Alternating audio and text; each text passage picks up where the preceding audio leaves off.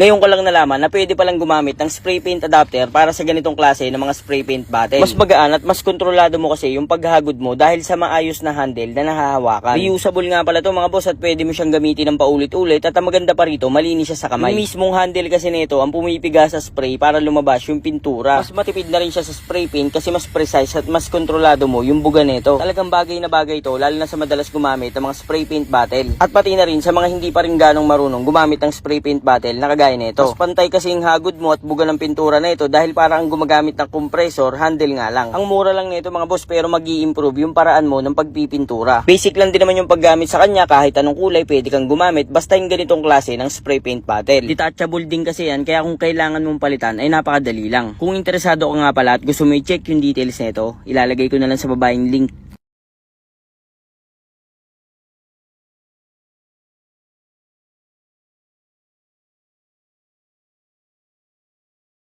Ngayon ko lang nalaman na pwede palang gumamit ng spray paint adapter para sa ganitong klase ng mga spray paint bottle. Mas magaan at mas kontrolado mo kasi yung paghagod mo dahil sa maayos na handle na nahahawakan. Reusable nga pala to mga boss at pwede mo siyang gamitin ng paulit-ulit at ang maganda pa rito, malinis siya sa kamay. Yung mismong handle kasi nito ang pumipiga sa spray para lumabas yung pintura. Mas matipid na rin siya sa spray paint kasi mas precise at mas kontrolado mo yung buga nito. Talagang bagay na bagay to lalo na sa madalas gumamit ng mga spray paint bottle. At pati na rin sa mga hindi pa rin ganong marunong gumamit ng spray paint bottle na kagaya nito. Mas pantay kasi yung hagod mo at buga ng pintura na ito dahil parang gumagamit ng compressor, handle nga lang. Ang mura lang nito mga boss pero mag-i-improve yung paraan mo ng pagpipintura. Basic lang din naman yung paggamit sa kanya, kahit anong kulay pwede kang gumamit basta yung ganitong klase ng spray paint bottle. Detachable din kasi yan kaya kung kailangan mong palitan ay napakadali lang. Kung interesado ka nga pala at gusto mo i-check yung details nito, ilalagay ko na lang sa baba yung link.